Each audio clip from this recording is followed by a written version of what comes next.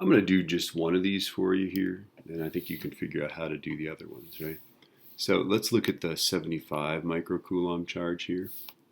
It's going to be repelled by this. It's going to have two forces. It's going to have a force of repulsion, right? I'm going to call this charge A.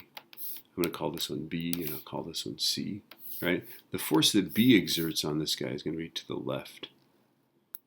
Okay, and then the force that C exerts will be to the right.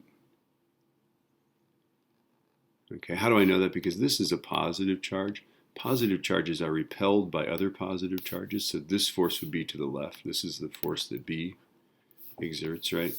But positive charges are attracted to negative charges. Okay, this guy's a negative charge, and so I know that the force that C exerts will be to the right. Okay? Now, what I do when I set these problems up is I just simply, this is just going to be this force minus this force. Okay? I make this force negative because I have the convention I make to the right positive. Okay? So I'm going to make this force positive. I'm going to make that one negative. Okay? So my force is going to be negative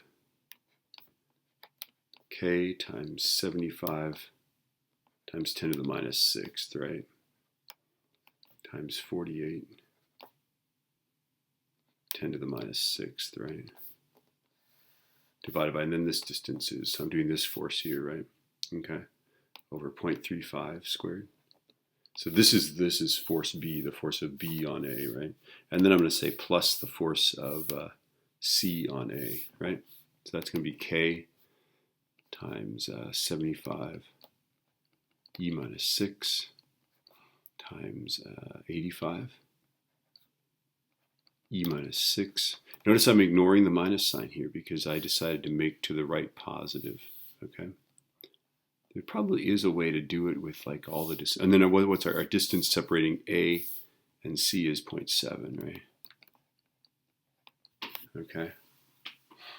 K is, of course, 8.99 E9.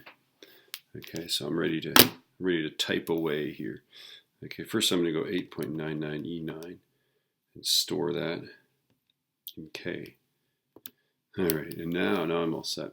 Okay, I'm going to go negative alpha K times 75 E minus 6 times 48 E minus 6 divided by 0.35 squared.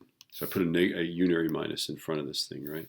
And then I'm going to go plus alpha K, because I stored this in my letter K, times 75 E minus 6 times 85 E minus 6 divided by 0.7 squared.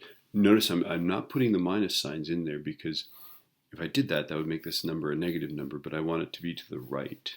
Okay, so I just totally decide, strip off all the minus signs. You just totally decide which direction it's going based on thinking it through, drawing a picture, thinking it through, thinking which way the forces are, right? Okay, I'm going to hit enter and hopefully I'll get the right answer. I'm getting negative, when I do this, I get negative 147.2, right? Which means, that means to the left. Okay, so there's my answer. Yay. All right, do the other ones. You can do it. Now let me just erase here and we can think through this, right? The force, let's say we're doing this guy, the force on B, right? And this is A. The force that A is going to exert will be this way, right? And then because this guy's positive and this guy's positive, right?